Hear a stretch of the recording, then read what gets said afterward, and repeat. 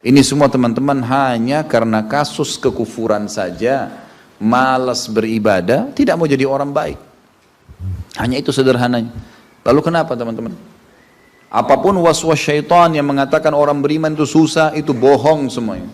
Demi Allah orang beriman itu bahagia, tenang. Bisa mendapatkan semua dunia. Allah janjikan. Tidak mungkin salah. Kita melihat orang-orang yang tinggal di Timur Tengah, Allah berikan kekayaan. Banyak orang di Indonesia juga, orang di Asia Tenggara yang memang beriman sama Allah banyak. Saya berjalan dengan orang-orang yang pergi umroh, pergi haji, banyak orang mampu. Banyak orang mampu dan mereka hidup bahagia, bisa. Ya. Jadi bukan berarti kalau kita lagi sulit kemudian kita menganggap oh ini berarti saya disiksa sama Allah atau memang hukuman, tidak. Antum harus berubah, kata Allah SWT, innallaha la yughayyiru ma biqaumin hatta yughayyiru ma bi anfusihim. Allah tidak akan mengubah nasib satu kaum sampai mereka mengubah nasibnya. Maksud daripada ayat ini adalah, kata sebagian ulama, kalau seseorang muslim dia memohon, merengek, mengadu sama Tuhannya dan meminta apapun sampai dia minta menjadi seorang raja dunia, akan dikabulkan oleh Allah. Asal dia mau mengubah dirinya. Lalu Allah akan bukakan kepadanya peluang-peluang untuk mencapai apa yang sedang dia minta itu. Dan Allah sebaliknya akan mencukupkan kebutuhan seorang hamba kalau dia mengatakan cukuplah saya begini. Misal ada orang bekerja, dia dikasih sama Allah gaji, dia dapat gaji 2 juta, dimudahkan, dia diterima kerja seterusnya. Lalu dia mengatakan cukuplah seperti ini. Keluarga saya biayai 1,5 juta sudah cukup, alhamdulillah. Udah, nggak masalah. Allah cukupkan dia dengan itu. Tapi kalau ada orang tamak dengan rahmat Allah, enggak, saya mau begini, saya mau begitu, saya mau berusaha, lalu merengek minta kepada Allah, Allah akan kasih, tapi prosesnya ada. Karena kita di dunia ada proses. Makanya Umar bin Abdul Aziz rahimahullah mengatakan, sungguh saya ini memiliki pribadi yang tumuh. Tumuh itu orang yang selalu antusias mendapatkan yang terbaik.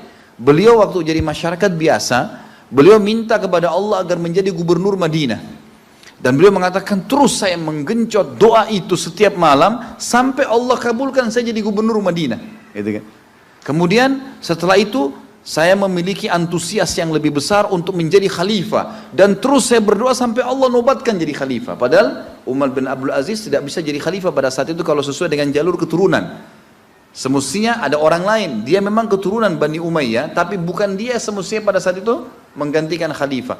Tapi subhanallah sebelum meninggal khalifah sebelumnya menulis surat bahwasanya yang datang setelah saya adalah Umar bin Abdul Aziz, padahal bukan dia. Makanya setelah Umar bin Abdul Aziz meninggal kembali kepada keturunan raja yang pertama. Tapi Allah selipkan dia menjadi khalifah di situ.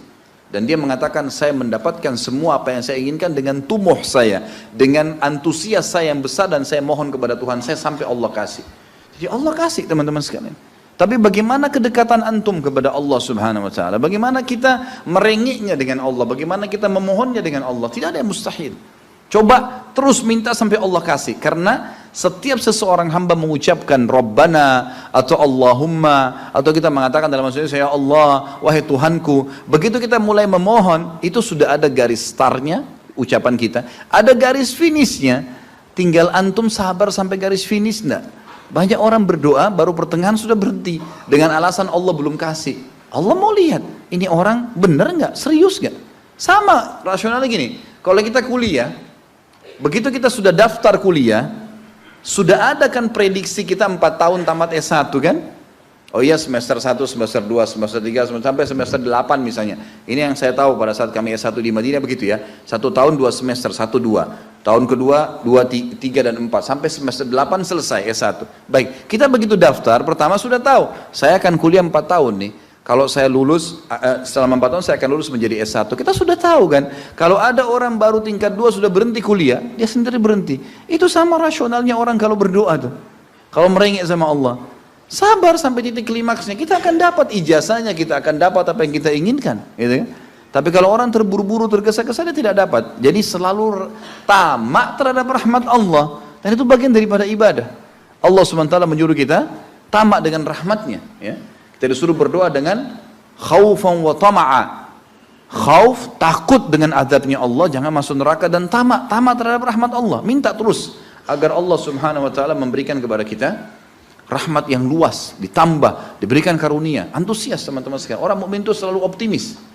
Tidak ada kata-kata pesimis, tidak ada kata-kata putus asa, nggak ada kata-kata dendam. Berlalu, qaddarallah ma syaa fa'al. Allah sudah takdirkan dan sudah terjadi. Kata Nabi SAW, kalau terjadi sesuatu pada kalian, katakan Allah sudah takdirkan, sudah terjadi. Buka lembaran baru, jalan sekarang, gitu kan? Sampai kata Nabi SAW yang memotivasi kita, kalau di tangan seseorang di antara kalian sebuah bibit, dan dia tahu, bibit pohon, dan dia tahu besok kiamat, tetap dia tancapkan, Sebagian ulama salaf dulu, mereka menanam pohon-pohon teman-teman sekalian, pohon-pohon yang umurnya lama, seperti kelapa, ya. Tapi di sana mungkin mereka menanam pada saat itu kurma lama tumbuhnya, gitu kan. Mereka tanam, sampai pada saat itu ada beberapa sahabat menanam pohon-pohon kurma yang masih kecil. Mereka di umur pada saat itu sampai alis mereka sudah putih dan turun menutupi matanya, saking tuahnya, 80-90 tahun. Ditanya oleh murid-muridnya, kenapa anda masih menanam seperti ini, di umur seperti ini, gitu kan. Kata dia, Allah akan memberikan saya pahala di setiap gerak-gerik saya, termasuk ini. Bagaimana dia antusiasnya? Artinya ada hadis Nabi mengatakan tidak ada seseorang yang menanamkan sebuah pohon, kemudian ada burung yang hinggap di situ, atau manusia ya, yang hinggap bernaung, atau mungkin hewan-hewan, ulat atau apa saja yang memakan daunnya atau buahnya, kecuali jadi pahala buat dia. Jadi selalu ada motivasi untuk menjadi orang yang terbaik, ya. Makanya juga dalam masalah surga begitu. Kata Nabi SAW, kalau kalian minta surga Firdaus, surga yang tertinggi. Jangan bilang amal saya nggak cukup, enggak. Tamak dengan rahmat Allah, minta yang terbaik teman-teman sekalian. Kita tidak akan berubah kecuali, Allah tidak akan berubah kecuali kita berubah.